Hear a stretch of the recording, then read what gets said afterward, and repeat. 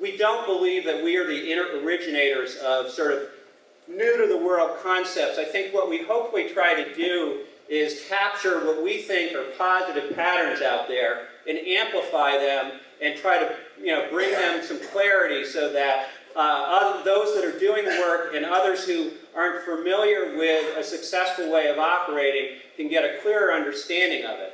And Isaac Newton once said, if I can see further, it's because I stand on the shoulder of giants. And I truly think Karen Pittman is one of the giants in this field.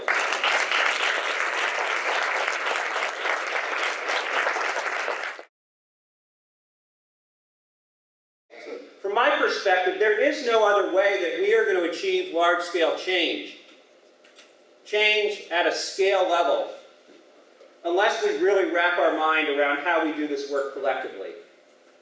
So a lot of times you will feel like people are saying, why are you doing this way? Why are you doing this? And you have to come back with the statement that there is no other way that we're going to achieve progress at scale without this approach.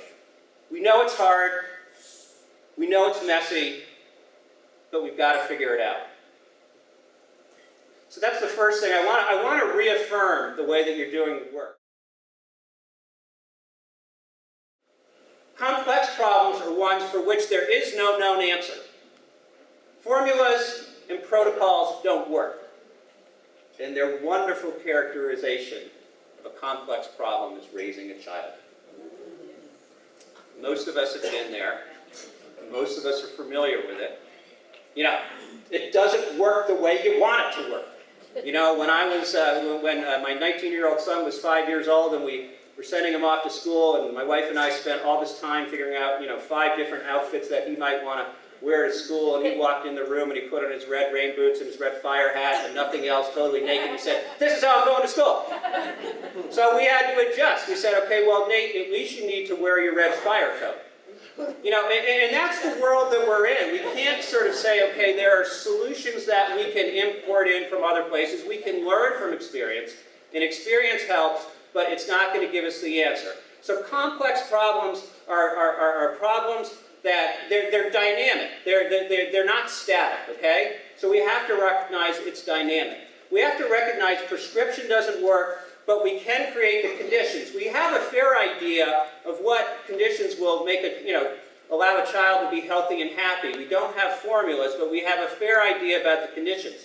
And the third thing is, it's got to be integrated, right? We need to think about you can't look at a complex problem in silos. So if we think about children, we have their intellectual health, their physical health, their emotional health, their social health, their spiritual health. And if we just focus on one of those, or two of those, it won't work. For that child to develop in a positive way, we need to create conditions for all of those things to happen, right? So this is the world we're in.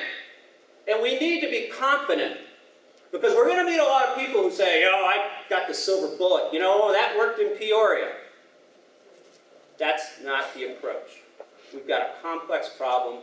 We need to set up structures and conditions that can solve a complex problem. We found the last condition was this notion of backbone organization. How can you expect hundreds of organizations and dozens of coalitions in a community to actually get on the same page unless you have an organization whose job it is to sort of think about the strategic coherence of the whole, to facilitate the bringing it together, and to actually sort of analyze and look at data. Sometimes we see that there may be multiple organizations teaming up to play this backbone role, but you need this role played effectively.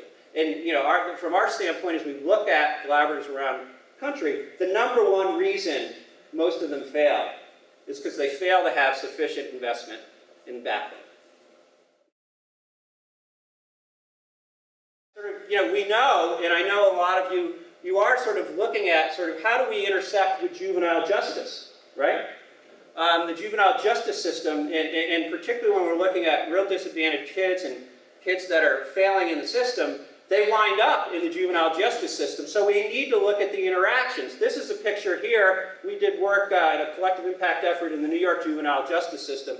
And this was a picture that brought 50 to 60 heads of organizations, county agencies, state agencies, law enforcement, the courts, probate, and related systems, mental health, welfare, and education together around the same table to say, okay, how do we actually address this issue? And we sort of mapped out the continuum. We started put, where folks were located, and they could start to have a common conversation. Now you say, okay, well, education is just sort of, it just sort of touches the juvenile justice system. But we know when we dip into education, we know that things like, you all are looking at things like dropout rates and failure in classes, and those are academic aspects, but those are also real predictors of juvenile justice. So how do we actually intersect these models? My final thing that I'll say is that I just want to sort of, before I leave, applaud all of you for doing this work, because I do think this is just extraordinarily challenging work. Probably one of the best characterizations of what it takes that I've seen comes from a Peruvian proverb that says the world will be changed by those with burning patience. Burning patience. So congratulations to all of you for the work you're doing. Keep up the great work and keep that burning patience going. Thank you.